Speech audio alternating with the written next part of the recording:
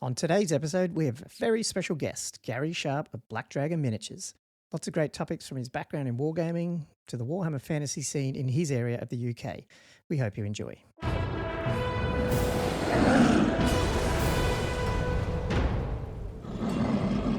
Welcome to the Old World Fanatics, your Warhammer fantasy podcast to quench your hobby thirst for all things the Old World. I'm one of your hosts, Gomo, and I'm here just with Josh today, mate. How are you going? Pretty well. Gomo? You had a few days off as well. We had a long weekend. Yep. A few days off. It's been really nice weather. Yeah. Tried to do as much hobby as I could despite the nice weather.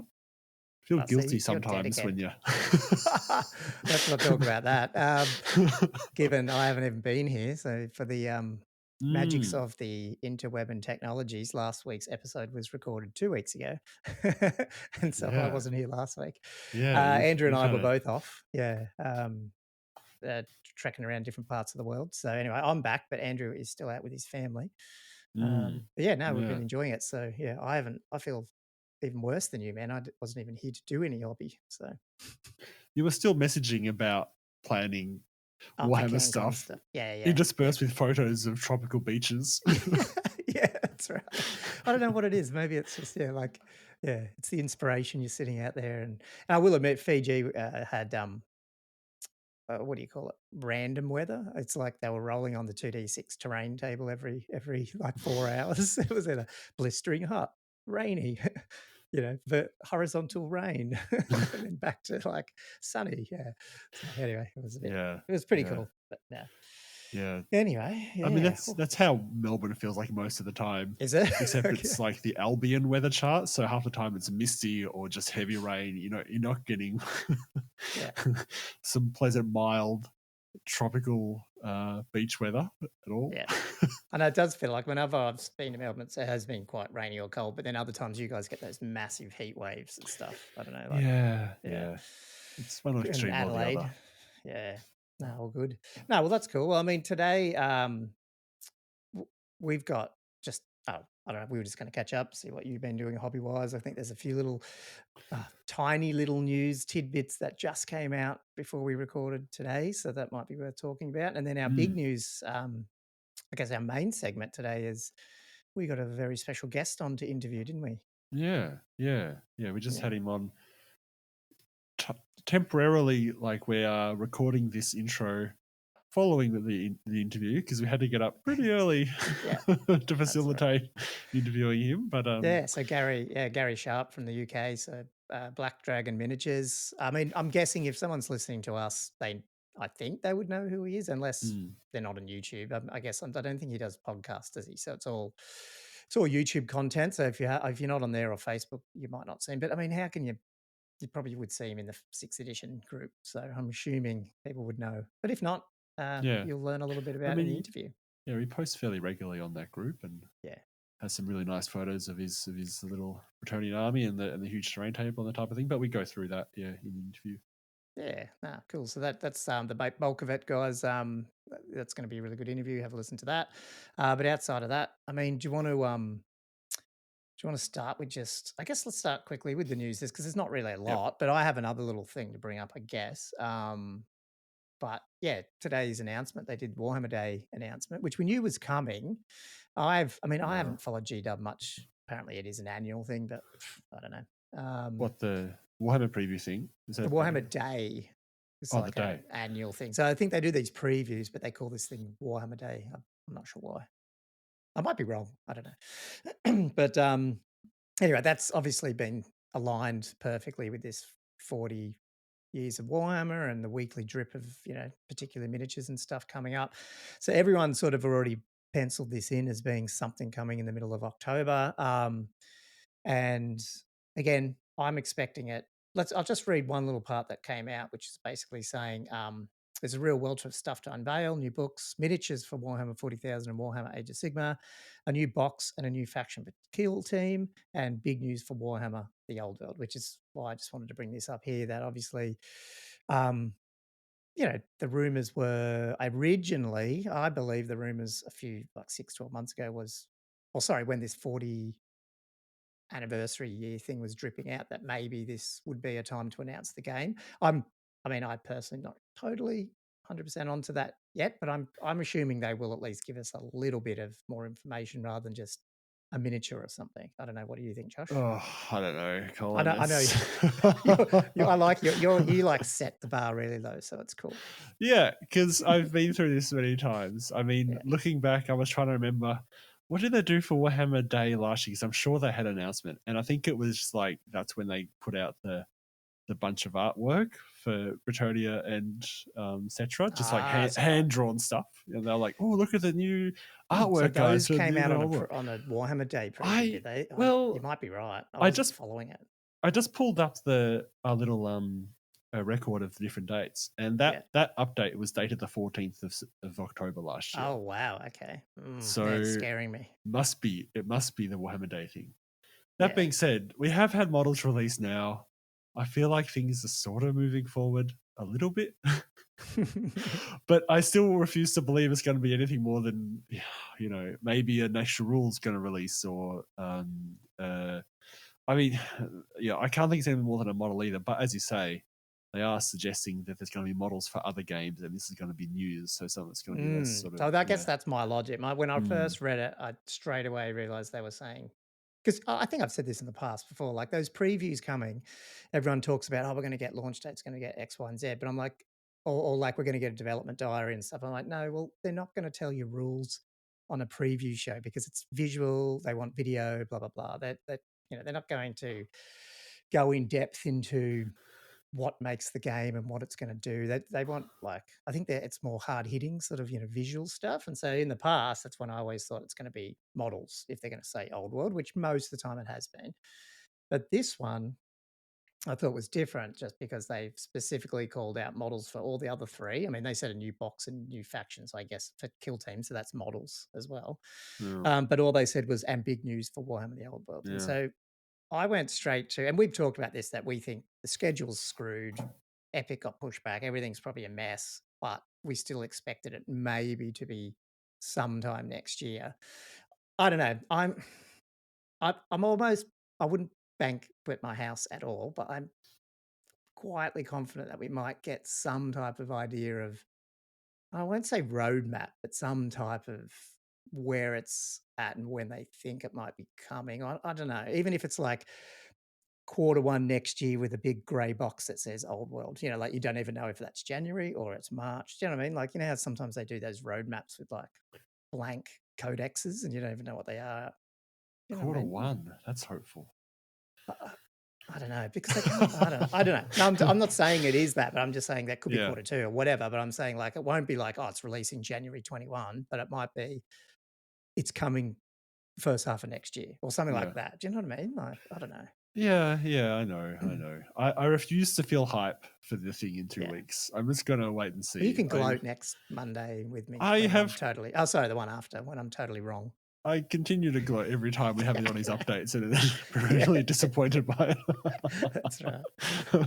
I'm going to be the optimist, and you can be the realist. Yeah. It'll happen one day, but I have no expectations, and then one day I'll be pleasantly surprised when they release concrete details, and I'll be like, yeah, it's amazing. Yeah, cool. But anyway, that's next, not this Saturday, next Saturday. Actually, in Australia, I don't know what that's like, midnight Saturday or something. I don't even know. So I think it was midnight AST on the banner. Yeah. Oh, it was, because it's 2 p.m. BST. Yeah. No, that sounds right. Cool. Okay, well, that's a little bit of tidbit for the old world news, and that's not a lot. I mean, it is just the one thing I would say is that it does list those games, and then I feel like the old world is tacked on as the last bit of the sentence. Yeah. So that's another. Sorry, I was thinking of this. That was the other reason I'm like, I feel like if it was big news, it'd be like the first one in that list of games. Okay. Yeah. Yeah. I don't know. No, you might be right. It's a good call. It's funny, like Horus Heresy isn't mentioned at all, and neither is Epic. Or Middle Earth. And that's supposed to come out. But like Epic's supposed to. That's just like gone into the void. I mean, everyone knows it's delayed because of some printing error. At least that's what everyone says. But like GW have not made. It's just disappeared. Yeah. How bad's this printing error? I don't know what's going on. Yeah. Anyway, cool. Do you want to do a little bit of? I think it's worth. Like, do you want to not bring up Cancon as in details? But I mean, I can't remember last podcast. Were you even confirmed as being potentially a TO? Were we even talking about that? No, I don't think so. we were Because it talking only about happened this. in. Yeah, because it all happened while you were overseas, basically. Yeah. And or maybe just before that, but we'd already pre-recorded the second half of the Empire one. Yes, I think so. Yeah. So yeah, there was absolutely no mention of it aside from that vague joke that you and Andrew made during our interview with Julian and Ben. That Josh going, could do it. Josh could do it. I was in that moment, I was like, "What are you guys talking about?" Little did we know. That's right. You and Paddy are teaming up and running 6th edition CanCon this year. I know. Next year. Yeah. I know. Cool. And just from, it's funny how it springs from, doing this podcast, interview Paddy, interview Julie and Ben. Next thing you know, Julie and Ben are like going, Josh and Paddy, do you guys want to do CanCon? Because no one else is interested in doing it. And if you're going to miss the window if you don't do it soon. Yeah. Yeah. So when did you get that in? Was that like the day of last submission, or it was pretty close? Or no, it was like 5 or 6 days before the last, the deadline of when the tickets actually became on sale. Yeah. So it wasn't too. I mean, ideally, I think they want it earlier than that. But yeah, it wasn't like literally hours before the window closed or anything like that. And yeah, it gave us enough time to readjust some things, try to work out what we have to deal with in terms of terrain acquisition and logistics and that type of thing. And that sort of helped us to work out, how many tables you might be able to supply without too much stress. And then sort of depending on sign-ups and levels of terrain we can then maybe continue to acquire. Yeah. Maybe hopefully be able to open things up further. Cool. Because that's the challenge, isn't it? At the end of the day, you're Melbourne, Paddy's Sydney, and well, I mean, it's sort of good. The convention's halfway between those two, isn't it? Sort of. We're all 8 hours away. Well, no, I guess I'm much more further. Actually, no, Sydney's only a couple of hours away.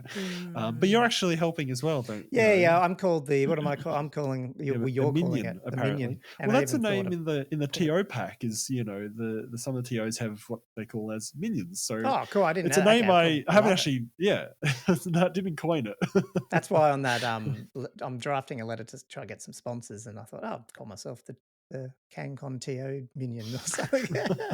So, yeah, no, I'm happy to help. I didn't want to. I mean, obviously everyone wants to play. I mean, I think that's the downside to TOing, at least the bigger events. I mean, smaller ones you can play, but I didn't. I don't think I mean, it doesn't need 3 people, does it? No, TOing, I don't think so. Yeah. I think it definitely helps to have you just doing general support and contacting sponsors and definitely helping out with the tech stuff, because I feel like me and Paddy are pretty, we're not. That's not really where our strengths are. Everyone's strengths are. Yeah, like I'm totally passionate about. Like I'm already envisioning specific QR code stickers on every table with the table number, QR scans to like bring up that Warhammer app thing, like, because how many times do you play a game where it's like, what the fuck do forests do again? Or what do, it's always, like, I'm always thinking the QR should just go to the terrain rule. By default. Yeah, by default. Yeah. And things like that. And then obviously looking at, different software to potentially run the whole scoring. So, you're not having to sit there and take in everyone's stuff manually, but we'll just see how that goes. But I'm happy to do heaps of that stuff. And yeah, I think that would be hugely helpful, because otherwise we'll essentially be doing pen and paper, old school, and then try to use maybe the Swiss chess thing that, because Julie and Ben were saying they had like a program just on the PC that wasn't even an internet program, just something that could let them do the matchups. And that's how they were, it's almost fully manual. Yeah, no. So like, I mean, and obviously there is, there's a few options I started looking at. I mean, we did use, I remember I was using one for that slow grow years ago. So there's definitely ones we can use. It's just, where have they gone? Where are they, and how technologically advanced are they, since then? Because that's, 6-7 years ago. Yeah, I don't know if there's any much more to say about that. Obviously, we'll talk to you and Paddy probably as we get closer to having a pack out. I guess it'd be cool to maybe do that. We're working on that at the moment. Yeah. Yeah, still trying to work out a few details and get scenarios in order and that type of thing.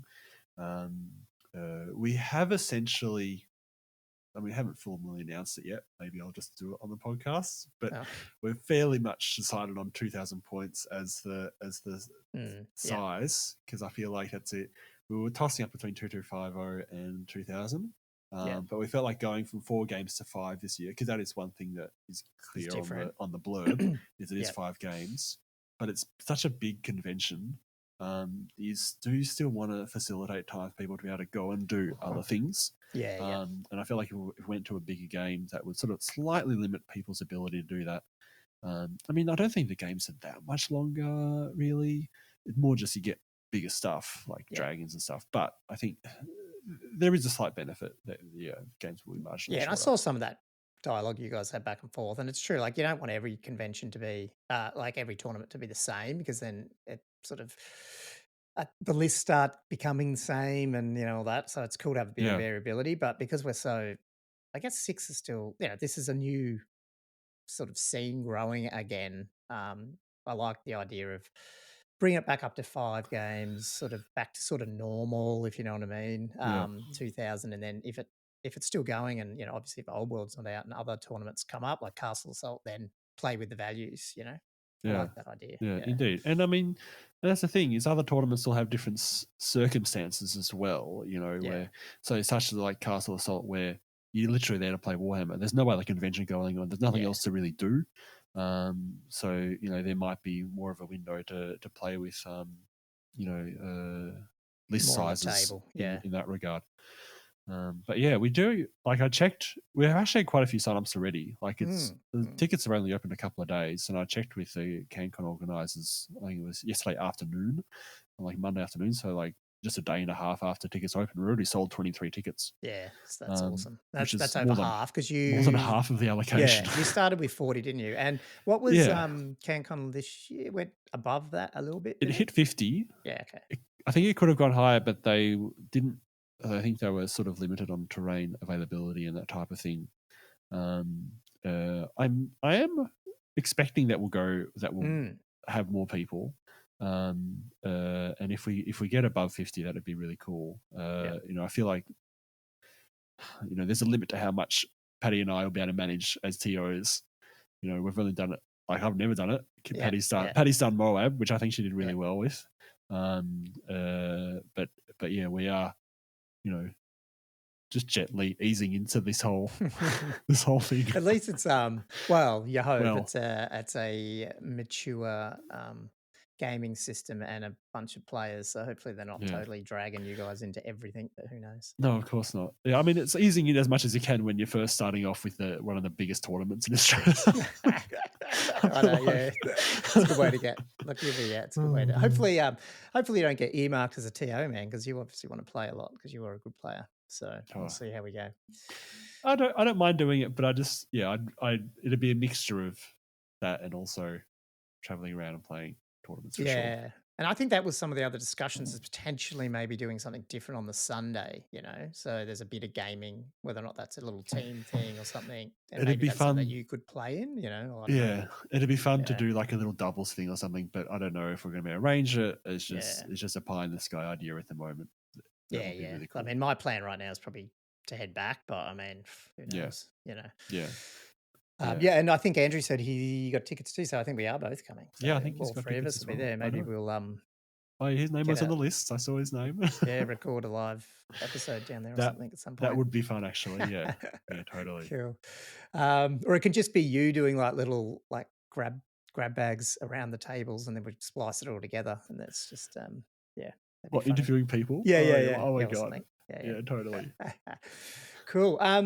Actually, with that sort of related, not really, I was playing around with New Recruit. Now, New Recruit is, some people will know what it is. It's an online army builder for 9th Age, but they opened up, I guess because it's built off the Battle Scribe files, you can use it for Warhammer and stuff. And there's obviously a very well-known Warhammer 6th edition repository that you can manually add into Battlescribe. But there's a bit of, I don't know if it's controversy or not, but basically the Warhammer files in Battlescribe for 8th, 7th, and 4th or something, can't remember what it is.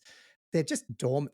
They're neglected. They're like haven't been updated in 3 years, and I don't think you can even get hold of. I think I even sent them a message and no one got back to me. So it's just like this stuck repository with 3 different versions, but not 6 of Warhammer in Battlescribe. And so the main guy kicked off the whole, I can't remember his name, Ergo or whatever, who kicked off the whole, really the Warhammer 6th edition Facebook group and all that sort of stuff. He built a really good Battlescribe repository. But because it's not in that other one and you can't add it in there, it's not on Battlescribe. Now, New Recruit sucks in stuff that's already in Battlescribe. So 6th edition isn't on a Battlescribe. Anyway, I ended up getting hold of a guy, and I don't even know. I'm still learning who's who and stuff, but I think I found some guy who has access to the New Recruit stuff, and he manually, I guess, overrode it to get that repository, a copy of the 6th edition one in. So now if you go into New Recruit on the website and get an account, you can see it's basically Ergo's files in New Recruit. The problem is there's a few bugs now. I don't think it's Ergo's problem. I think it's New Recruit not loading in Battlescribe stuff 100% the same, and so there's some issues. Right. But anyway, I've ended up getting commit access to that repository. So I'm hoping that if I can find the time, since coming back from holidays and stuff, that I can try and work out these little bugs and potentially keep syncing Ergo's Battlescribe 6 ed files into New Recruit, so that if people don't want to use Battlescribe or just want to use an actual web-based army builder, that way it's totally available on your phone, on any computer, as long as you log in, you get the same files and stuff. I think that's a better system than Battlescribe. I hate like these apps and offline stuff, and nothing. I mean, Army Builder's the best, but man, you need to use an old version of Windows to basically get it to work. I don't use Windows, so I've got an old Windows machine sitting under my desk here that's just open and running. Like I can remotely connect to it on my Mac, so I can bring it up. Like it just shits me. It's So your like, army builder machine, is it? yeah, Literally have it basically. there to build armies with. Yeah. So yeah, I'm committed to. I just want a web-based army builder for 6, but if I can get it to work, I will. But we'll see how it goes. But I guess the sidetrack to that is it has a tournament scoring thing. I don't know. People listening to this might know what it does, but I don't. But I'm assuming, is it not locked to 9th? Can we somehow utilize that one maybe? And if I get the 6th edition files working properly, then that's just another reason to potentially maybe look at that as the software. But got a few months to sort that out. We'll see how we go. Yeah, I mean, the only thing with the software is it has to be something that's easy to access, easy to use, so that it's not going to cause a whole lot of confusion and difficulty for people coming in and using it for a tournament, especially for the first time. It totally. could be cause some complication, but if we can get it running and it's not that hard to do, even if it is just a browser based one, in some ways that's better than making people install an app. No, you don't have to do any of that. You just bloody go to a website. Again, we'd have that QR coded onto the things or whatever in your tournament pack or whatever, and bang, it's just there. Oh right, you could just use a QR code. Yeah, yes, I like that. Yeah, and then they could literally just maybe brings up just a couple of templates, and then you just put in the numbers from that table. I mean, the great thing, again, I'm jumping ahead because it might not even do this stuff, right? But if you actually had everyone using New Recruit for it, this is just an example, but if you ever had everyone who did use it, you then know that who every player is. So then you could even use it, even if you had to build a little other web thing, to submit things like best voting, like best army, best terrain, like that, and they vote on that type of stuff. And because that person, they can't vote twice or anything. You'd have it all just digitized. It'd be so much better. But least of our problems really. But that's the fun stuff that keeps my brain clicking along. Yeah, that is definitely a cool thing down the line. If we can get that running, that'd be really cool. Yeah. I guess one thing that does frustrate me slightly with the Battlescribe files, and therefore the New Recruit files, is there's it's got all the main army books, but the Storm of Chaos lists, the back of the book lists, they're in Army Builder, but they're not in Battlescribe. Yeah, some are, some aren't. I mean, it just depends on, if Ergo gets around. I don't know. I mean, there'd probably other people doing submissions to his stuff as well. But certainly I could do that even into his one. the way it was copied over, it's not sort of a proper Git. Man, I won't get technical, but I mean, it's sort of like a manual way. You'd have to like copy his changes into ours, which is probably you don't have. We could have done it a different way, but I mean, I didn't even know. The guy was awesome. He just went, "Hey, I've created this thing and it's in there now. And what's your GitHub thing? I'll give you access." I'm like, "Oh, okay, cool." So Okay. it's good, but I just now actually have to do it. So yeah. Anyway, we'll see how it goes. It's got potential. Yeah, no, totally. Cool. Well, that's sort of newsish. Apart from that, man, do you want like hobby wise before we get on to the interview with Garry? I mean, I haven't done a lot. I mean, I thought I'd finish most crossbowers before this call, and I haven't. So I'll still finish them. But you know, Do you want to mention that's Moab before we oh yeah, go if to you that? want. Yep, yep.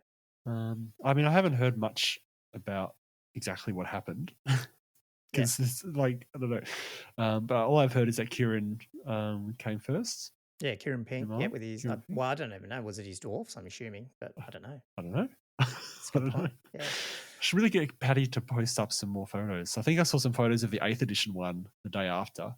Yeah, I did on as Facebook. Well. Yeah. Yeah. But I should get Paddy to post up some more. Of Yeah, well, I thought with that one, yeah. So Moab obviously was a tournament run out of Sydney. Did they have 20 something players? Yeah, I think it was 20. Edition? Yeah, So 20 or 24, but it was sold out at that. Like that was the most she could have. Yeah. So she and Paddy ran that. Obviously, we had her on a few weeks back. She's the TO for that, but now Cancon.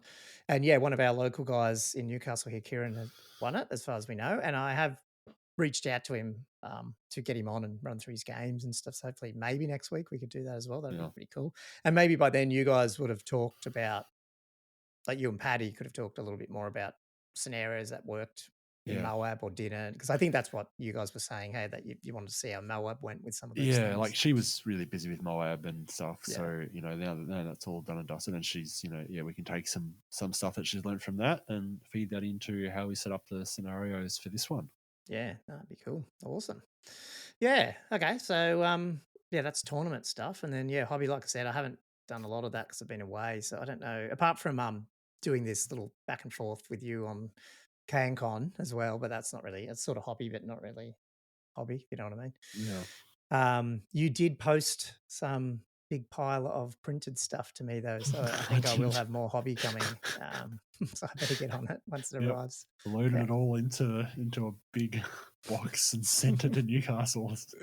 What was it? A unit of great swords and some swordsmen, and then I think Andrew got how me many to Bullsauruses? For Andrew, was it? It was the Bull Centaurs. I think I did like 20 in the end because he wanted 10. Yeah. And he wanted an extra bunch so that he could, do conversions and stuff. Cool. So it was a big pile of resin. Cool. Yeah. No, that's awesome, man. Thank you so much for that. Yeah, I mean that's the thing I want to get. If I get these guys done, then I know the color, sort of how I was going to do it again because I haven't painted that scheme for years. So and I'll get the great sword started, I think. But apart from that, what have you? You're probably the only one who's actually done hobby. Probably because I'm the only one not on a holiday. I've sort of been focusing on two things. One is that with Cancon, I've sort of been like, oh man, I need to try to get more terrain going. And the thing is, I do have quite a bit of terrain, but I don't have many standalone hills because my setup, I've got like a fairly large sort of modular setup. Not very transportable, unfortunately. I've played on that at your house once, but that was a long time ago. I vaguely remember it. Oh, okay. That was the first rendition of my setup. So actually, during COVID, this is probably the major project that I spent during COVID for like a year and a half, 2 years, was redoing it where I've got different size squares, better reinforcement around the edges, because I think those ones I made with you that you use were literally just foam with magnets in the side. But I sort of refreshed it. I made sure I was cutting more accurately so that it's really 90 degrees, so everything lines up better. And I've got this arrangement of different size squares. So some of them are 2 foot by 2 foot, some are 1 by 1, some are 2 foot by 1. Some have got rivers that built within the squares. I've got, like a pond as well. And then I've got different types of hills, some that are divided across squares, and actually the tops come off, so you can put in like an arm and hen piece, or a watchtower, or a wizard's tower, a few things like that. Like, wow, man, I want to see some pictures of this on our Instagram. Okay, I probably should. Like, it all sits there, and I should really get more photos of it. Like, originally, like, part of the way I designed it was sort of for Lord of the Rings, but also for rank and flank stuff. Because I was sort of embarking on like a quest for the ring bearer type campaign at that point. So I also got like a little hobbit house and a cornfield and a few things like that that go with it. That picture you have shared of, is it the Brandywine River? No, what's is that part of it? Bucklebury Bridge or whatever it's called. Yeah, Bucklebury Ferry. Yeah, that's that was part of it. Yeah, that was as far as I took when I was doing that scenario. Yeah. Right, so that little ferry that's part of the table, effectively. You can move it. Yeah. Okay. Cool. Yeah. But yeah. Anyway, long story. Like, it's all set up. It's got really nice hills, but it is not going to be. You can't take it into state. So it means I need to put together some hills. So I have found some files that I was printing off a little bit. They're biggish hills that I've got a little Mars printer that I needed to cut up the files to be able to squeeze them onto the printer to get them printed off, which has been a little bit of work. So you can print a hill that you can print something that big in the printer, or is it depending on the base that you've got? I don't know how the printers work, but I wouldn't have thought they're that big. No, it's not that big. It's only like 14, maybe 14 by 10 centimeters, and then maybe up to 26 centimeters in height, or something like that. So not that big. So I'm printing these hills off in like 6 or 7 pieces, and then putting them. Yeah, wow. And then you put it together. Yeah. But now, like today, I've actually put it together, and I'm like, this hill actually looks kind of right. I got them off Terrainify, for anyone who wants to know. But they're kind of the dynamic hills they've got. It is slightly rockier than what I was sort of thinking, and I might just go back to cutting up foam and doing it old school. I was going to do that for you guys, do a few too. So maybe obviously we'll need to coordinate all that. But yeah, totally. But I think I might use them. I'm thinking of doing like a snow themed terrain table, just like a mat and terrain, to actually go with my Slogger army, because I'm thinking that might fit like a I'm doing Cult of Slannesh, and I want to do like a Chaos Waste / Northern Naggaroth style theme for that.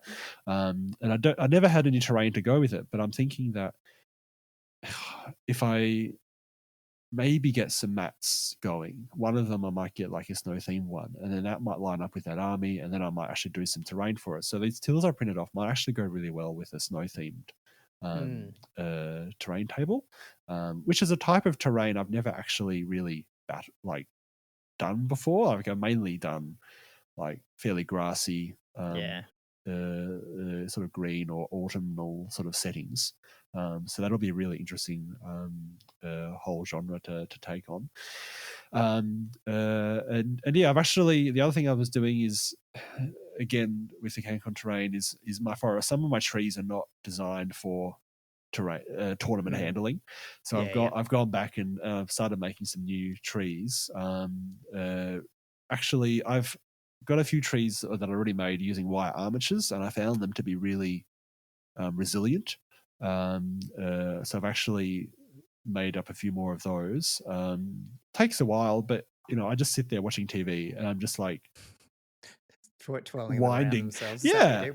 Essentially, I cut like 80 or 70, like about 20 centimeter piece wires, 0.7 millimeter wires, so they're just thin enough that you can adjust them by hand.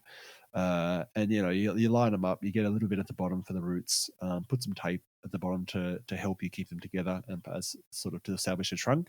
And then you go up 3 or 4 centimeters, you take off maybe 12 or 15 wires to make a lower branch, and you start off with one wire winding itself around the trunk and then up around that branch, and then you just take off 3 or 4 wires, a little bit down that branch, keep having that wire rounding around, just keep it all together, and you just keep splitting off like that. There's good resources how to do the internet. Like, it's hard to describe verbally, but that's essentially how it works, and it takes a bit of time, maybe about half an hour to do one. or at least half an hour probably. But yeah, as I said, you can do it while you're watching a movie or something, and it's and actually it's really lifelike.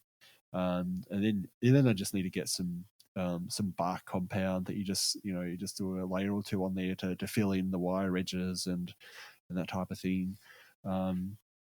And then I usually use like rubberized horsehair for the foliage, like the finer branches, and then some other just leaves. Often I use like the mini nature foliage leaves to stick on there. But yeah, I find them to be good solid trees and really lifelike.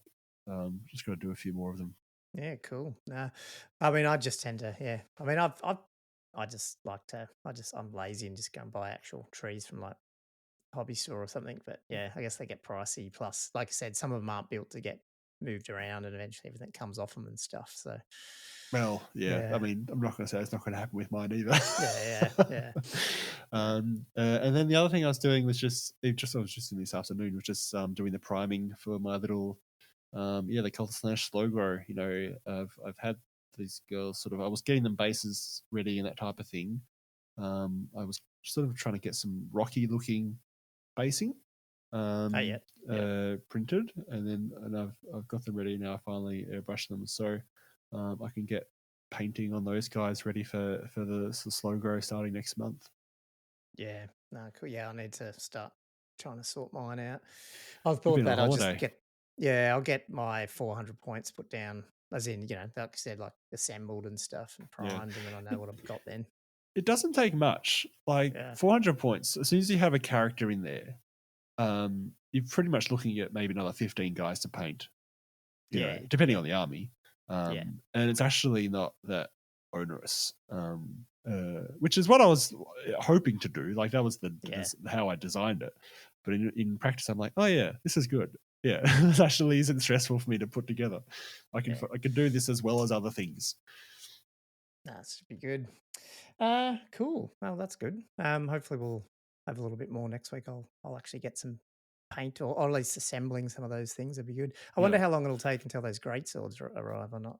That'd be interesting. Well, love to see he offered me express post for an extra $4, and I was kind of like, you guys have been waiting long enough. And it's not urgent. And this thing, I'll probably take Tomb Kings to Cancon, so I probably won't take the Empire's just pure labor of love until Old World comes out. Yeah, absolutely. Yeah, good. That was a pretty decent hobby section. I feel like it's because it's been 2 weeks since our last actual hobby section, because you guys were away, so we didn't actually do one last week.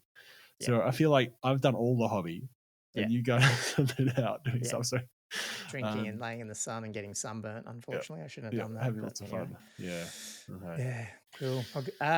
Cool. Okay. Well, do we want to get on to chatting to Garry and what he's been up to over in the over the pond in UK? Yep. Let's do it. Well, we've got Garry here today, Garry Sharpe from Black Dragon Miniatures. I'm so happy to have him on our podcast.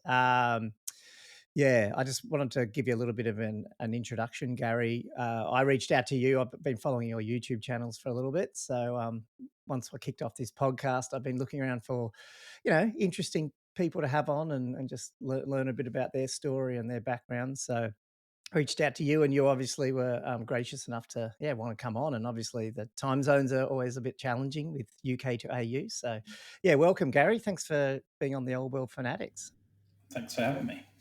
I mean, the listeners know us, and I'm assuming they know you, Garry. But if they don't, is it cool if you just give a quick little background about yourself and sort of what you do on YouTube and your sort of quick background into your wargaming career, if you can call it that? So started a long time ago, probably best part of 37 years ago, I think, was when I first got into Warhammer.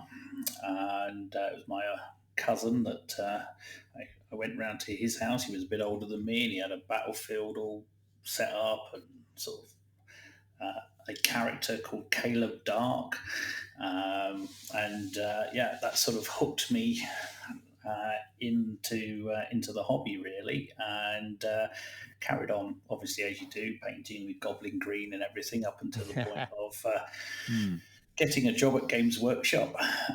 So I worked at the Leicester store in the UK, which is smack bang in the middle in the Midlands.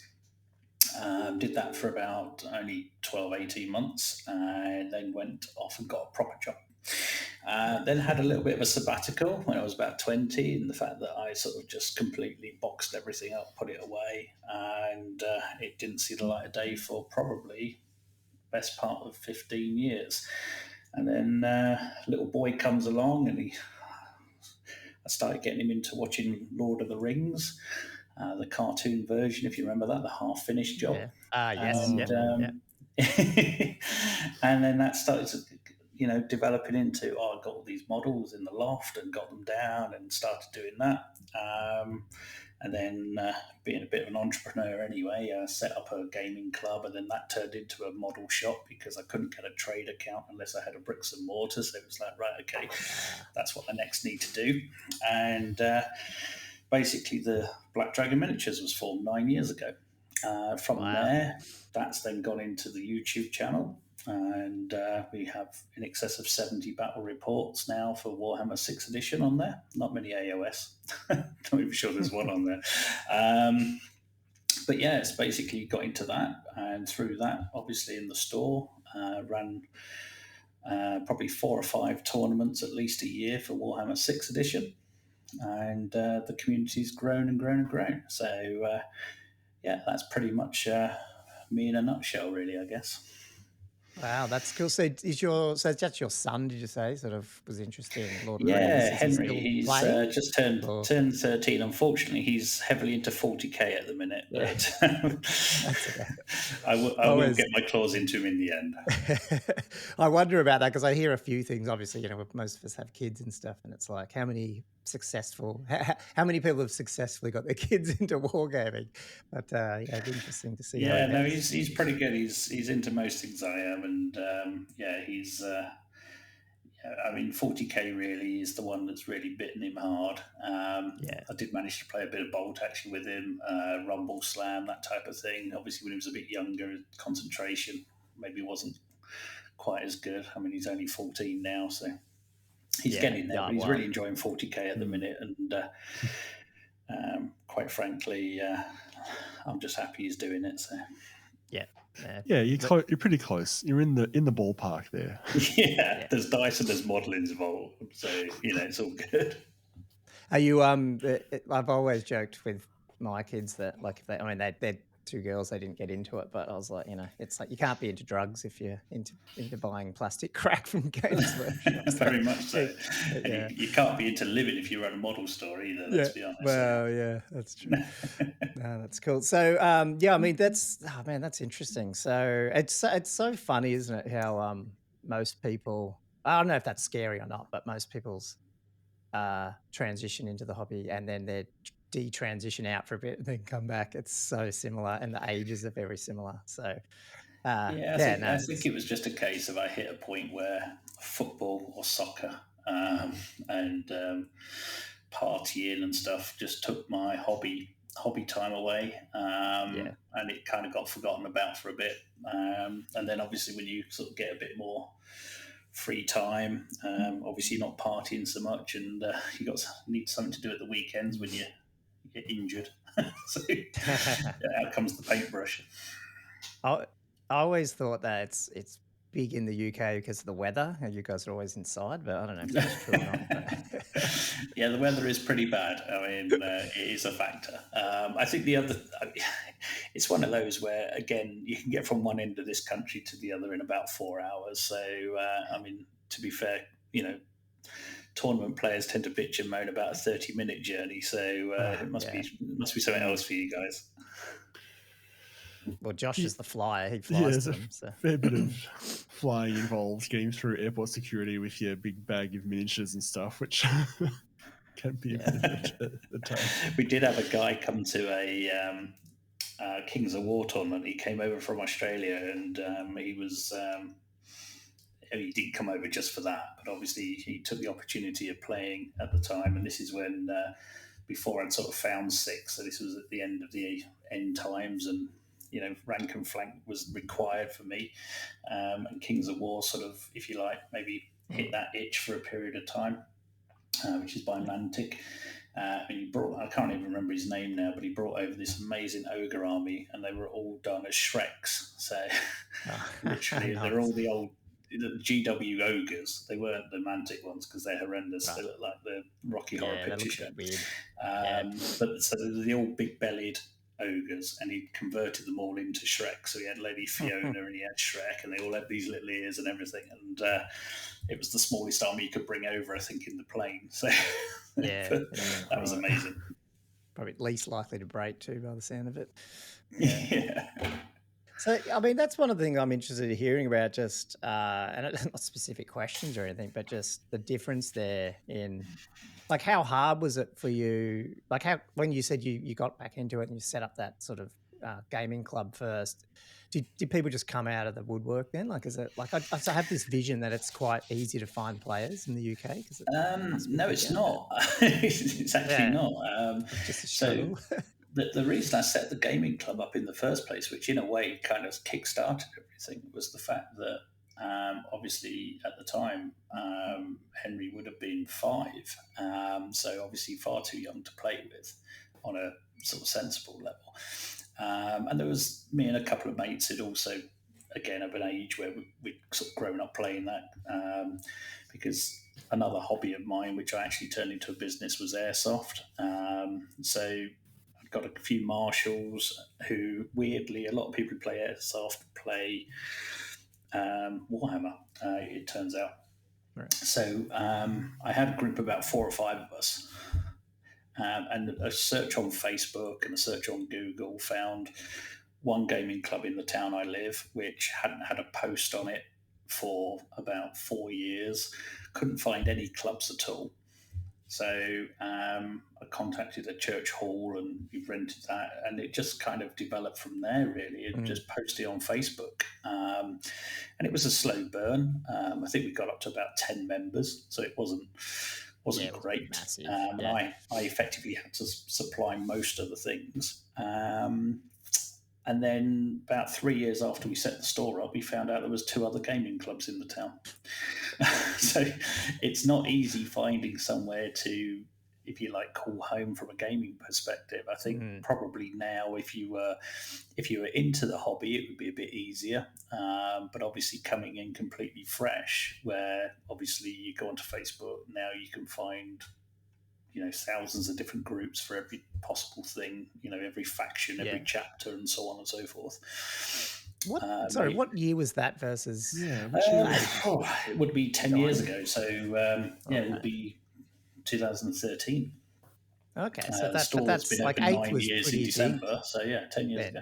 Okay. So it wasn't after the 8th demise or anything like that. It was definitely during its. No, it was. As I say, it was still 8th was still technically going. There was a club that I found in Nuneaton, which is probably about a 25-minute journey, which isn't much at all. But it didn't run on a night that was particularly good. There was a bit of 8th scene there, and obviously when we opened, it was still 8th for about a year, I think, probably before the end times came along.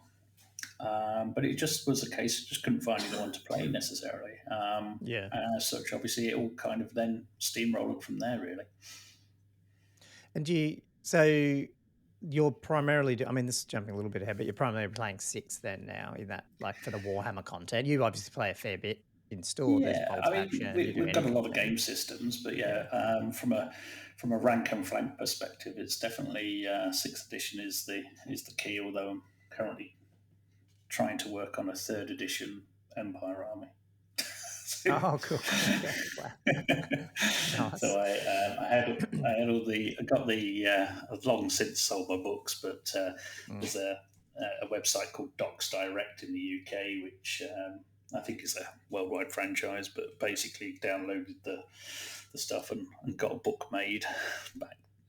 So it was cheaper doing it that way than buying an original 3rd edition book.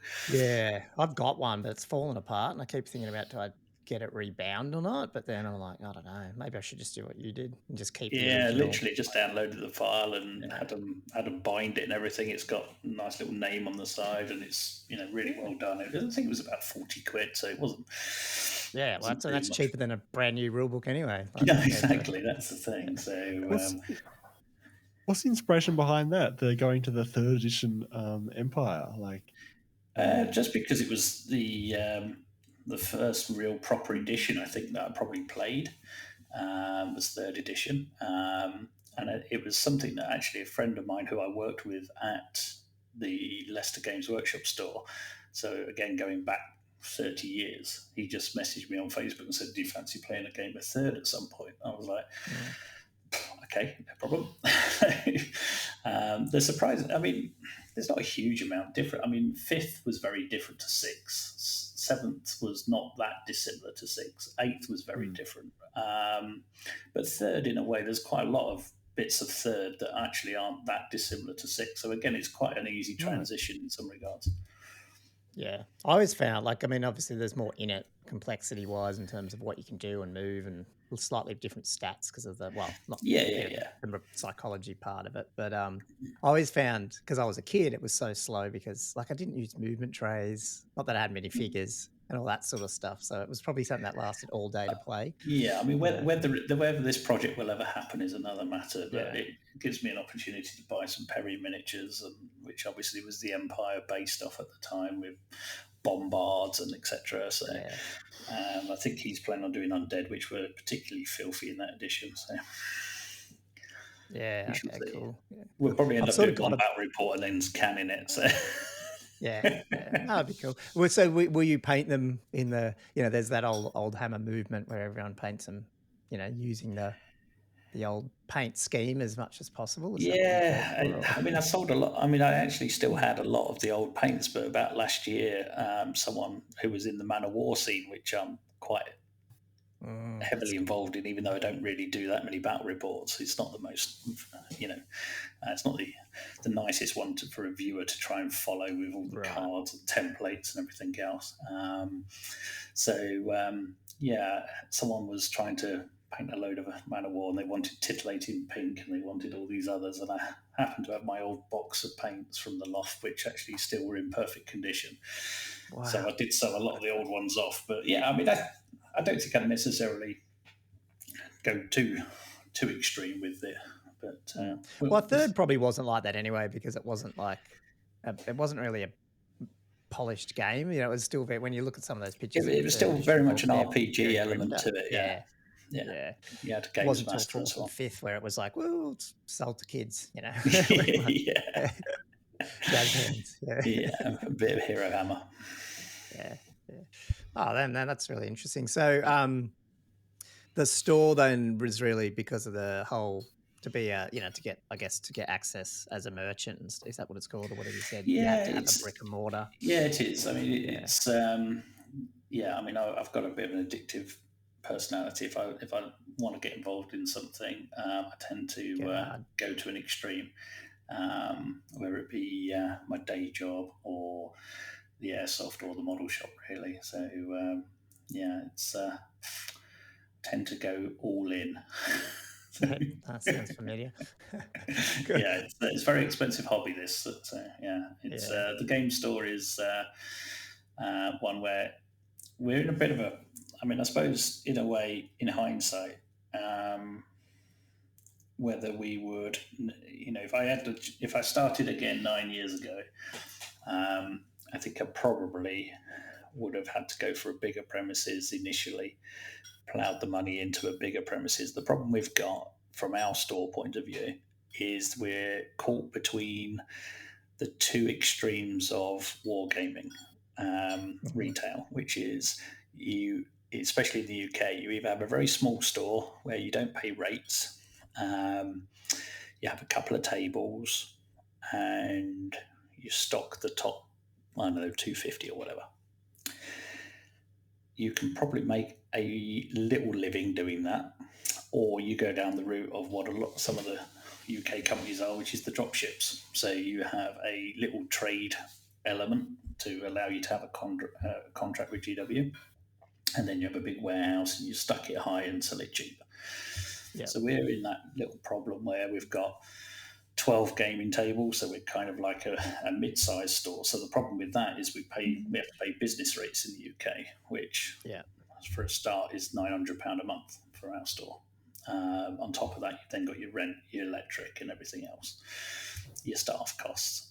But we don't have enough tables to run huge events. And really, from a gaming perspective, that's where the money is. Because the trade rates that you get from the likes of Games Workshop are not great. And as such, you really need that event turnover. And when you're competing with some companies where they'll have 100 tables, if you're charging someone £20 for a ticket and you've got 100 tables, you can have big events, and that kind of just funds everything else because, to be a millionaire owning a gaming store, you need to have 2 million to start with. Yeah. Wow. And it will reduce down to 1 million quite quickly. It is not designed to not make great money. business maths, is it? It really isn't. How many stores in the UK would be that size? I think, well, from the point of view of that size, you've really got probably Element Games in Manchester, and you've got Firestorm in Cardiff. They're the two, if you like, the two big ones. And they've got Element Games has other stores though, but they're just not as big. No, they have a little satellite store, and then they have their main. Is that what it is? Yeah. As far as I'm aware, anyway. Obviously, it's a competitor. I don't go there that often. Fair. Even at their discounts, I still get it cheaper. Yeah. Is that like your one, Josh, down in Melbourne? The one that your House of what's it called? House of War. The House of War. No, it sounds more like Gary's one. Really, they've probably got about 12 or maybe 15 tables on the upper slope, and then most of they're just trying to sell stuff in the bottom floor. Yeah. Okay. Yeah, that's like we've got one Good Games, which is a franchise here that I guess they sometimes have tables, sometimes they, obviously they're running Magic and all that sort of stuff, I guess, to make it. Yeah, that's the one thing we don't do, which I suppose in a way, obviously, is what keeps a lot of them afloat. Fortunately, I have a day job which sort of subsidises the gaming store, really. So it's, I suppose, in a way, it's more for my mental health and hobby time and that kind of thing as much as anything. And it's for me, it's seeing the friendships and the relationships being built through the customers that really makes it happen. Financially, it's not great. Obviously, I have to pay for a member of staff in there and that kind of thing. And pre-COVID, we were just about to make profit for the first time, which would have been probably year 7. Because again, the problem with gaming store is the fact that if you take Games Workshop as an example, you have a stock level. Let's say in our case it's £50,000 for the sake of argument. Each week they release another £500 worth of stock that you have to stock. So even if you are selling, your stock is going up and up and up. I mean, when we first opened, I think I put 25k into stock. I think we're now at nearly 200k in stock. So, at the end, you got to keep bumping your insurance up, do you? Exactly. That's the other. Well, and that's another thing. And then subsequently, you get to another threshold. You need a better alarm system. You need better security cameras, and you need shutters on your windows and all this kind of thing. And it's you get to the point where you're almost running a jeweler's, but it's made of plastic. Yeah. Wow. God. Well, I mean, I won't go down to. I mean, I do software business stuff, so I'm sort of a bit of an entrepreneur myself. So I've probably got a million questions around that, but probably won't go down the whole. Might be a different podcast. Rather than I do have one question that might be Six related, at least, sort of. If you did have that many tables, like if you had the ability to expand, would you have enough locally interest or uptake to fill those tables with Six style tournaments, or would it have to be other game systems? I think 6 would probably struggle. I mean, obviously, when you're talking that kind of number, you're talking 40k in Age of Sigmar, as they are the current live games. And again, obviously, from a store perspective, we do run a lot of those events, and what that does also allow is for us to run more niche games. So, for example, the one we've just done this weekend, which was a very much a themed day. We capped it at 12 players, of which 3 were staff. So we actually only sold 9 tickets for a whole day, which, for the store, if we'd done a 40k event, we would have had 24 players. So, it kind of if you do it purely from a financial point of view, we wouldn't be running 6th edition tournaments.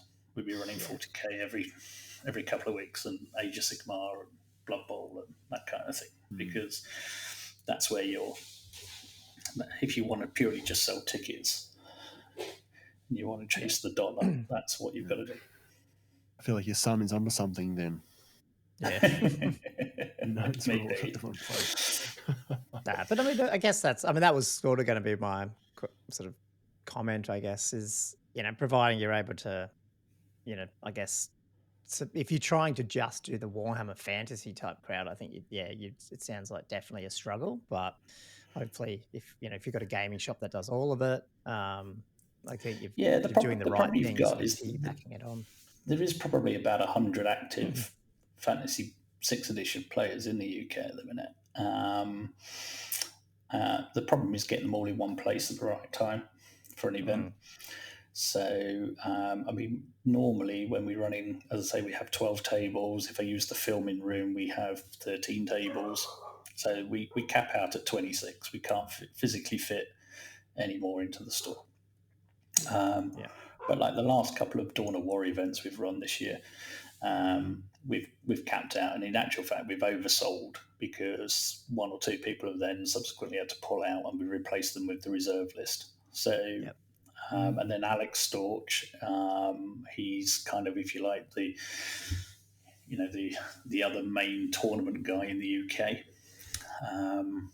And again, his events generally are around that kind of figure as well. So to get everyone in one place at one time, generally speaking, it's, probably no more than 30 you'd get on a good day. Right. Oh, we'll probably revisit that a little bit when we chat Old World, maybe at the end there. But I saw that you got some. Who turns up to these things? I did see that. Was that Lesio Cavatori came to one of your events? Do you see some of the old crowd coming around? Obviously, he was around at the time when I was at his workshop, albeit I didn't know him at that time.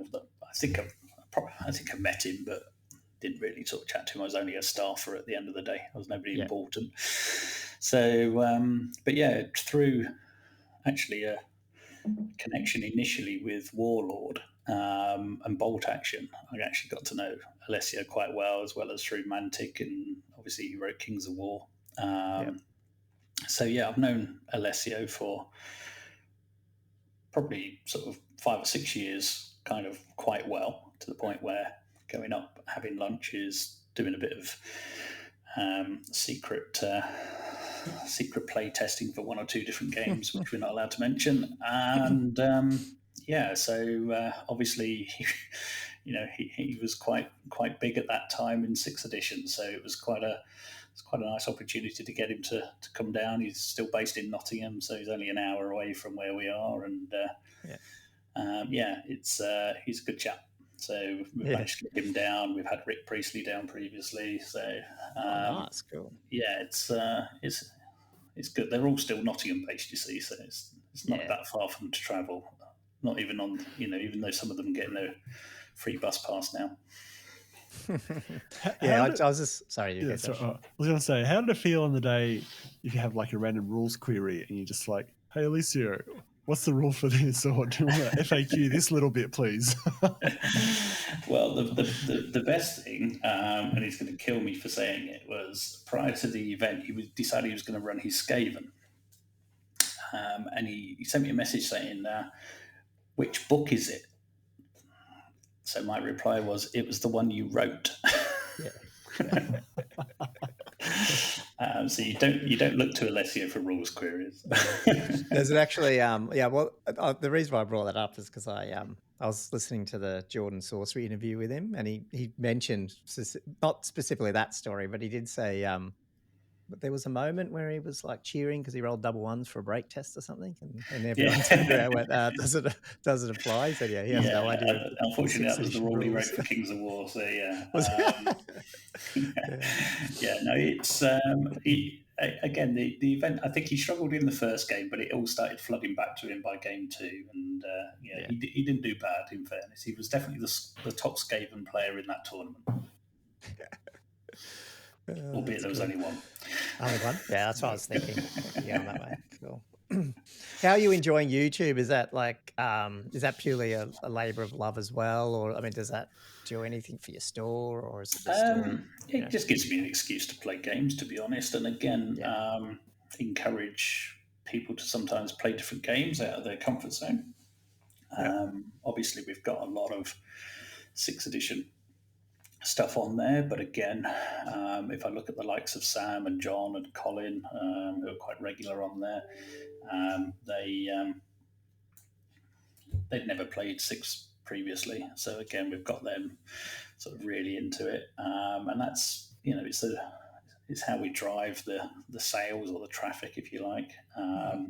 We've done open invites to anyone, as we've had Big Sam, John Smart coming up from Bristol for a day to play a couple of games on the channel, that kind of thing. So it's just it's an excuse to play games, and it kind of never started out as I'm going to be the next KSI.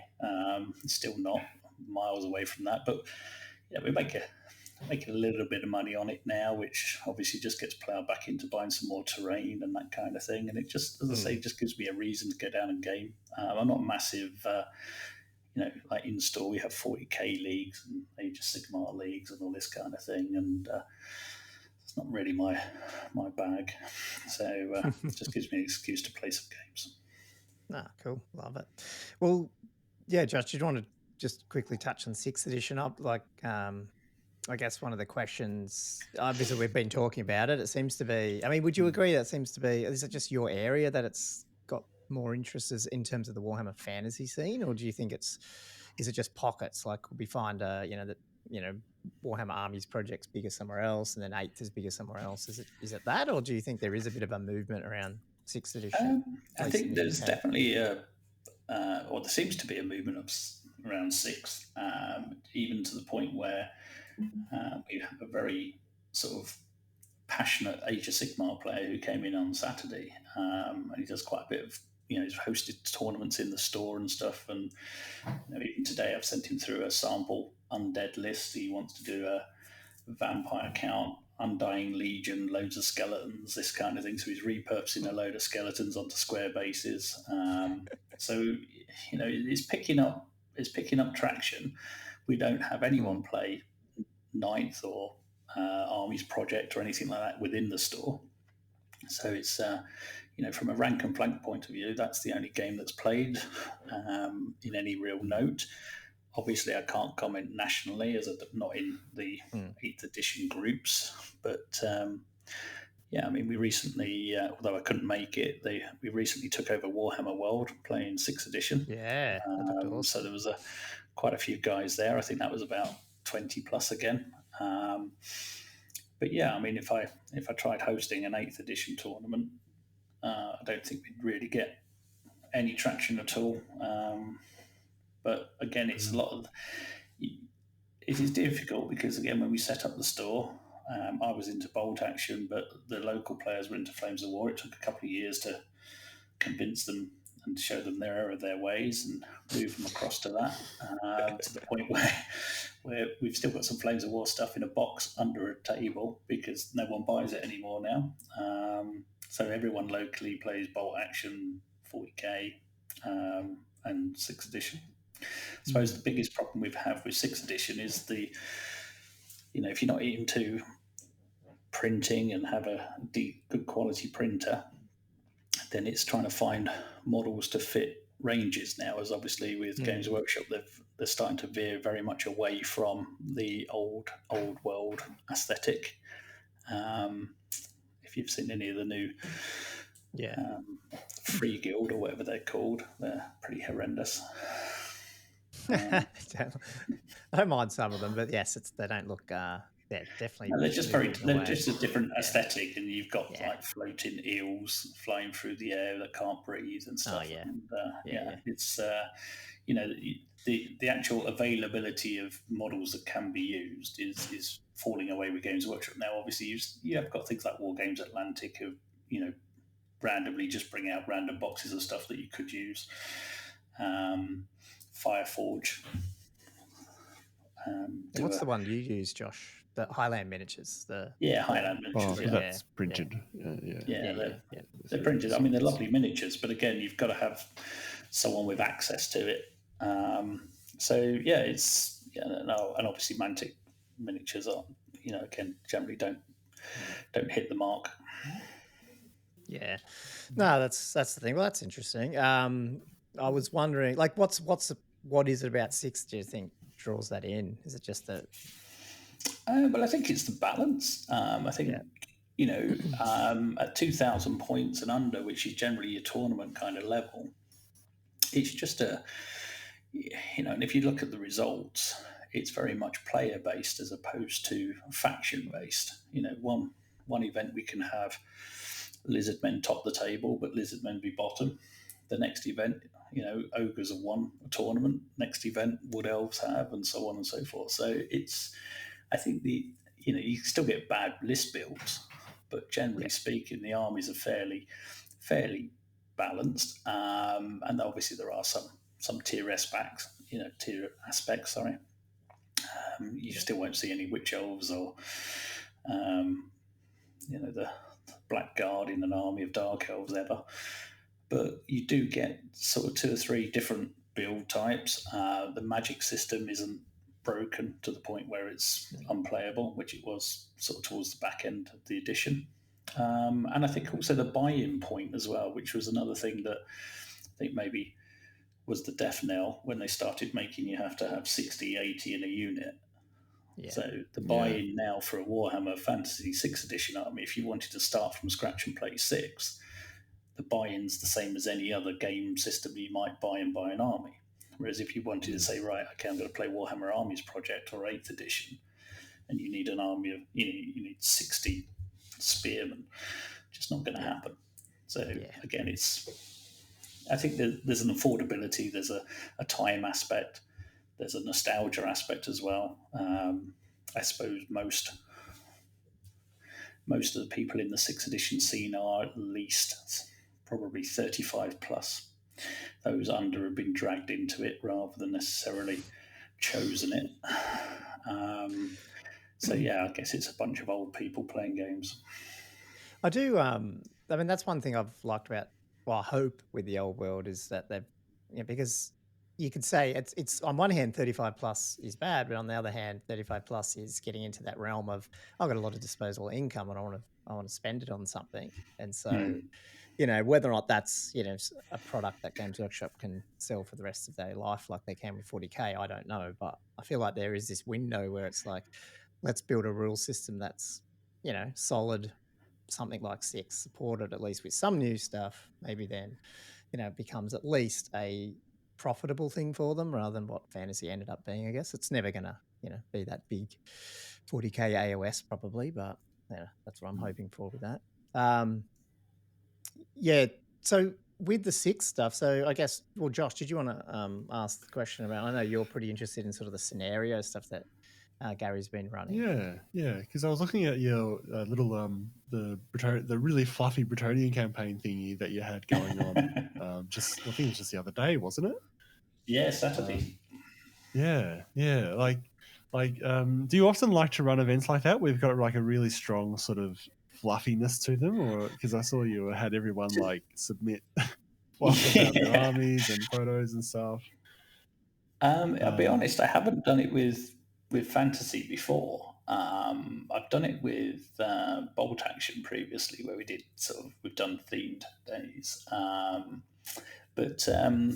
No, I mean, it was just something that we had a space in the calendar. We had an event that was clearly not going to get the uptake. So I made the decision to pull the event and then have a chat to a few people and say, right, who's available? So it started off with okay, there's only going to be maybe, well, I said we needed a minimum of 12, ideally, just to, warrant the event going ahead. And it was just a case of, right, what can we do? If we have a 10 or 12 player tournament, it's just the same old again. Let's try and do something a bit different. And going back to the Alessio thing, I actually have his army from White Dwarf 270, I think it is. But basically, it's the Bretonnian army based on Turin. So it's all got the Bull of Turin on it and all the backstory. And I posted up some pictures, a couple of months ago maybe, and people were sort of saying, can we have close-ups? Where can we see this army? Blah, blah, blah, blah, blah. And it was like, right, okay, well, I'm going to do a couple of battle reports with the Bretonnians, get them out on the camera again, because it's a heavy metal painted Bretonnian army featured in White Dwarf. So it's like an iconic army. Yeah. And then it was kind of like, well, if we've only got a few people, what can we do? And also I played quite a bit of War Master. And War Master I liked from the point of view of scenarios and the fact you can put quite a bit of theme into it, and obviously you pilot with mighty empires, you can do big campaigns and that kind of thing. And obviously it was a case of, well, we'd need to do something in a day. So I just came up with the idea of doing good versus evil and setting Bretonnia, because obviously I'd got the army out. Who would be there supporting the Bretonnians? So we had Wood Elves, we had Dwarves, and we had the Empire coming over the mountains to aid Bretonnia. And it was originally going to be 3 Orc armies, so it was originally going to be like a bit of a war, and then Skaven taking advantage and that kind of thing. And then, if one person didn't get their army painted in time, so they had to change. We had someone pull out, which meant John, who's one of our staff ringers, if you like, he had to swap sides to even it up. So yeah, it didn't quite go according to plan. However, we had, I had this idea that there would be an initial skirmish. So the first game was 1,000 points. So we had 1,000-point armies. The initial skirmish of the evil marauders coming into the fringes of Bretonnia, or hitting the army of Nuln on its way over the pass. And then we had a 2,000-point battle, which also affected the last game, because again, what I have done previously, if you've seen it on the YouTube, is we've done some old 5th edition, sort of the Idol of Gork, and so we've actually used those, but playing it in 6. So those have the, one scenario reflects on the final battle. So we had the 1,000-point game determined whether you could have 250 points of forces in the final battle get a free advance move after deployment. So to represent them scouting ahead and setting up pickets and that kind of thing. And if you won the second battle, you got to deploy your whole army in the final game. If you lost that, you could only put 1,000 points on the table, and the other 1,000 points had to come on from reserve. So there was a benefit to winning all of the scenario to then get us to that big battle at the end. Unfortunately though, for me, being the Lord of Bretonnia and relying on my undead Bretonnian allies, unfortunately Adrian Wayne decided halfway through the battle that his vampire had had enough of my paladin on Pegasus, so he decided after I charged a giant, he was going to come into my rear and kill me as well. So the undead decided in turn 3 to swap sides for their own. So I think he's pretty much made it that the next themed event will be the assault on the undead. So I think that's almost written itself. So yeah, he may well end up being the main protagonist in the next one we did. Which, as I say, feedback wise, we had great feedback. It was a small event, so I said to everyone, look, we're not going to do lunch. We're not going to give prizes. So the only prize that will be there, rather than us giving, paying for glass trophies and all this kind of thing, which we need with the higher numbers, is you need to do a background, do your photos. Whoever gets the most likes on Facebook effectively will win win a gift voucher for the store. So, you know, and in fairness to Matt Wells, I think he wrote about his own version of War and Peace for the Skaven. So I haven't read them all. I read a few, but yeah. Yeah. So regrettably, Adrian and his vampires actually won the bloody prize as well. So there you go.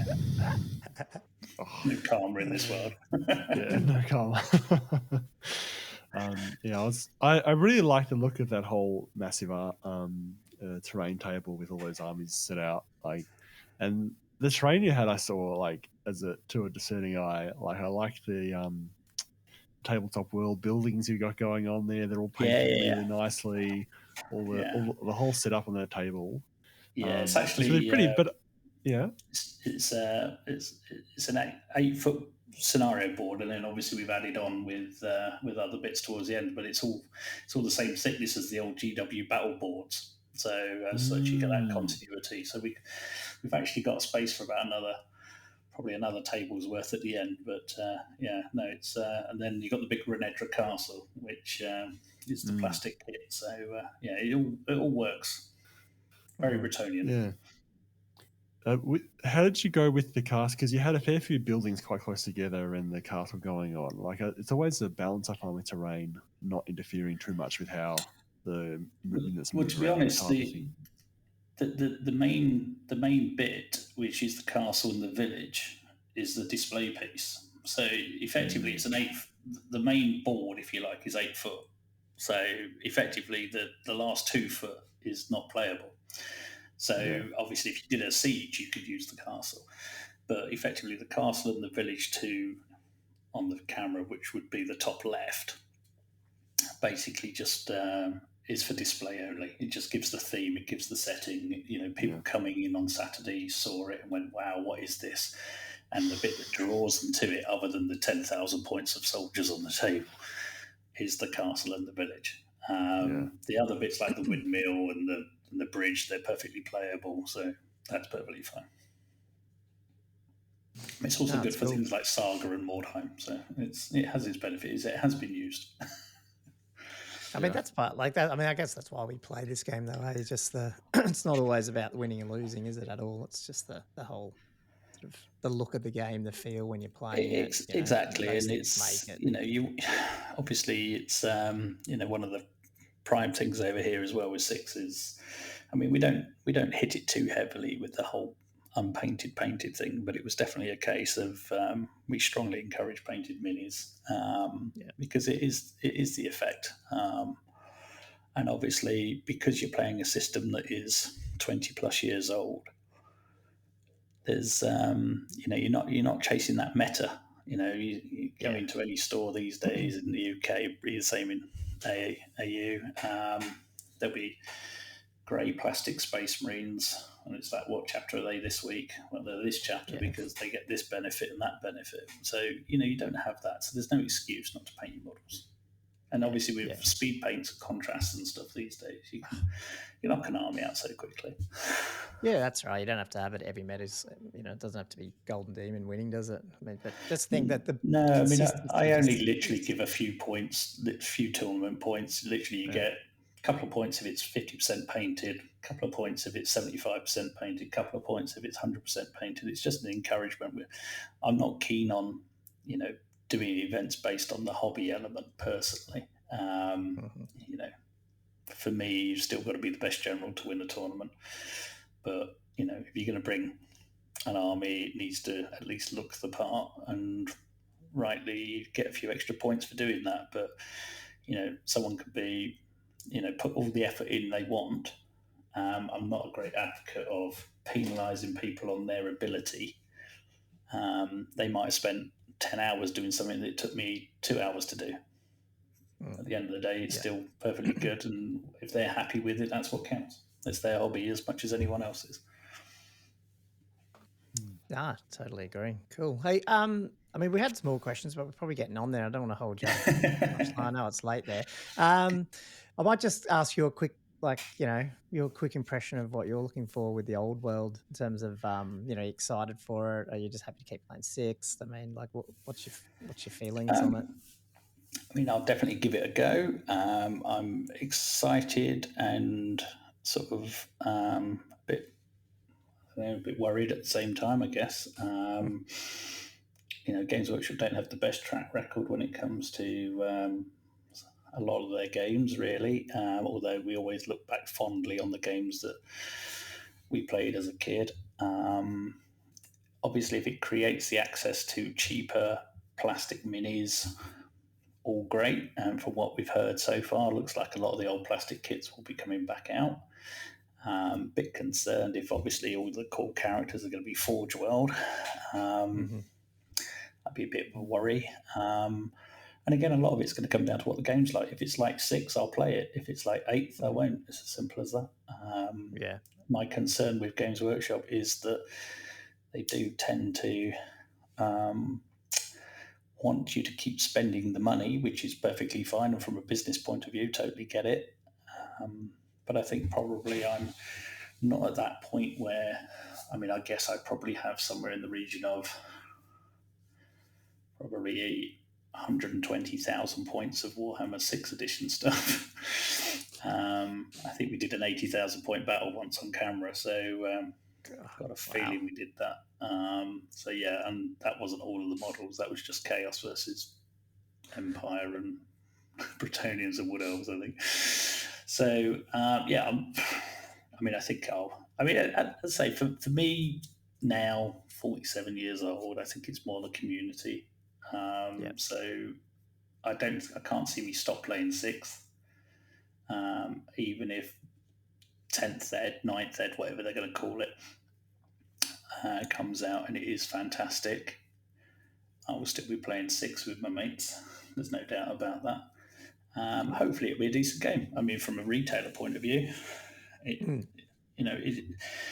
looking forward to it. But then I was looking forward to effectively Epic coming back, but then that's been kicked down the park a bit. So Games Workshop are in a bit of a mess at the minute. It's 2 weeks, and I still haven't had my order from 2 weeks ago. So it's got some real distribution issues at the moment, which are having a massive effect on everything. Yeah, that's what I've heard. Their whole pipeline's a bit. There's that issue with Epic, so hopefully it settles down. Hopefully it doesn't screw the Christmas period up and stuff. Yeah, anyway.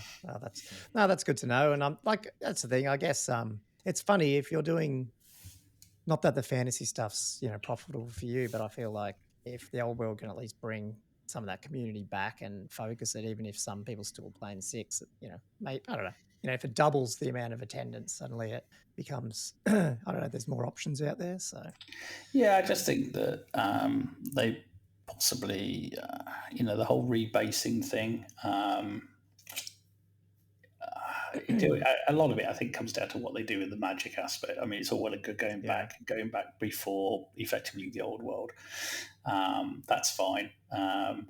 Aesthetically, you can create new characters, which obviously is really what they're looking to do, and trying to get you to spend that £30 on a foot night, and using the plastic Bretonnian box from 30 years ago to facilitate the sale of the odd Forge World model. That's fine. Again, it's just going to come down to the gameplay. Is it really going to be a rank and flank game that we thought it was going to be, or is it going to be some kind of Age of Sigmar 40k incarnation? Do they want people to buy into a rank and flank game, or do they want people to buy into a game that literally they can 100% control and dictate where it goes with constant releases, if there's data cards and stuff, they can go and do one. That's true. No, they're a business, aren't they, as well? So definitely. And again, the issue is that I can't. It's like a lot of these things. Obviously, Aeronautica's bit the dust this year. Obviously, Blood Bowl bit the dust for a long time, and they brought that back. Same with, Middle Earth to a degree. However, again, these things only have a finite amount of people that are going to play it and subsequently invest in it. And the problem for Games Workshop has always been they need people to keep buying. And unfortunately, when you have games like effectively a rank and flank game, you build and paint your army. There's not an incentive to go and get something else. And again, if they're going back, they can't really reinvent the wheel. They've kind of got to go backwards. So gunpowder is going to be out of the question. Warp lightning cannons are going to be out of the question. It's we'll have to wait and see how it all plays out. But at the minute, the ones that they really are focusing on are the ones where they can just bring a new unit out when they feel like it. Like we've just over here, we've just got the new release for Uruks. They've not had anything for a while, but they've just created something and gone, there you go, you can have that. Just put the big gore grunter thing in. Yeah. That's the thing. That's probably an army that's rank and flank and mostly units. The support characters are generally, hopefully, less if it's more balanced, but that's the whole idea of trying to sell. If they start bringing out like Empire Spartans, then we've got problems, haven't we? Okay. No worries. Hey, look, we've kept you long enough, I think. Is there anything, Josh, did you want to ask any other questions? Or no, I think we've covered most things we want to talk about today. Yeah. Well, no, I really appreciate it, Garry. I know you probably have never heard of us, but we've heard of you. So that's why we wanted to chat. So I really appreciate it. I think everyone, like I said, everyone just loves to talk hobby. And so we've had great, feedback just on our small little podcast already and people who wanted to chat to us. So we obviously massively appreciate it, especially staying up late, mate. Is there anything you want to bring up just for your local crowd, anything you're trying to promote or any new tournaments that are coming up or anything like that? Well, we're kind of getting towards the end of our tournament scene for the year. We've got a 2-day tournament coming up, which is the finale of the Dawn of War series of games. So basically over here, when we do a Dawn of War, or when we do a year, the winner of each tournament gets a free pass to the 2-day event at the end. So we generally run 4 or 5 of those events. And then we have a 2-day event at the end of the year, which is always good because you get to do the social aspect as well, which is go out and have a few beers or a Turkish meal or curry or whatever. So that's always good because, as I say, the real attraction with 6th edition is the community rather than necessarily anything else, to be honest. And then next year we'll have to come up with a new name for the new series. But yeah, this year's this year's definitely progressed on a bit more. We've done an Ironman event, which was quite interesting, where obviously people brought an army that they didn't play. It just got randomly picked, and cool. You ended up using someone else's army for the day and having to sort of try and learn their rules. And obviously some people brought competitive lists and other people brought armies that you really would never see on the table anywhere else, but they knew they weren't going to play it, so they brought them. A purely infantry dark elf army, that kind of thing. No shooting. So we've had and obviously then we've just done the themes thing. So yeah, this year's, I think we'll hit 8 events by the end of the year for 6th edition. So we'll try and maintain that next year and see what happens, really. I feel like that's awesome. The name of the tournament next year almost writes itself, doesn't it? Couldn't you go for like midday at war or something? Afternoon. Yeah, that might well be it, to be fair. Yeah, I'll have to give you some royalties for that one. Thank you. Awesome. Cheers, Garry. Hey, as I said, thanks so much for coming on. If there's nothing else you want to ask us or anything, but other than that, we're really thankful, and hopefully everything keeps picking up, and 2024 is a good year for not only Warhammer Gaming, but your store as well. Yeah, thanks. Hopefully. Life's been a bit tricky this year as well. So, next year, hopefully everything will settle down and get back to putting out a bit more content on Warhammer Wednesdays, because we did very well the previous year. Then sort of March took a bit of a downturn, and got to try and get back on it. The problem is, by the time you film a game and edit it, it's real life gets in the way sometimes. Yeah, no, totally understand. Yeah, awesome. Okay, well, I'll let you get back to hobbying or bed or whatever it is at now 10 o'clock at night for you. So yeah. I'll spend some time with a good lady. Cheers. Yeah. Thanks, mate. Wise. Oh well, that was that was an awesome interview with Garry. Yeah. He's a great guy. It's almost like everyone's dream of can I make a business work as playing games, but it's always trickier in reality. It is. Yeah, something about making a hobby into a job. It's such a hard balance in that regard. Yeah, it's pretty frustrating. I'm getting into this now. Like if I'd been talking to you earlier, I mean, I sort of was a little bit, not much, but and been playing this since 6 took off, a year or two ago here. When I went to the UK in May, I would have been able to know a lot more people to maybe even try and get a game in. That would have been awesome. Or at least that would have been meet cool. someone at Warhammer World to play a game and stuff like that. Yeah. I didn't know anyone, so frustrating. But or even turn up for that take over the Warhammer World event they had. Awesome. They're doing another one for New Year's Day or something like that. One of those ones where they're going to try and book out every table. I don't know if it's 6 though. It might be 8, but some people are doing something where they're going to try and square base out the whole place. Wow. So that'd be funny. Anyway, cool. Well, I mean, hopefully our listeners enjoyed, our chat at the beginning and tournament stuff, and also the chat with Garry. Anything else you want to talk about, Josh, or I'll close it out? I've lost Josh, so I might just, I mean, he is there, but he just can't hear me. So I'm going to do a closeout. So thanks for listening, guys. As usual, just, we'd love those 5-star ratings on your podcast software of choice. And we're always, always love to hear people's, suggestions through Instagram, Twitter, things like that on Old World Fanatics. So yeah, follow us on socials. And yeah, hit us up with anything you want to talk about or learn, and we'll share it with you guys. So yeah, thanks, Josh. You're back. You can hear me now? Yep, I'm back. Cool. Anyway, that's all done. So yeah, thanks for another episode, mate. And I'll talk to you next week. That was fun, Colin. See you next week. See ya.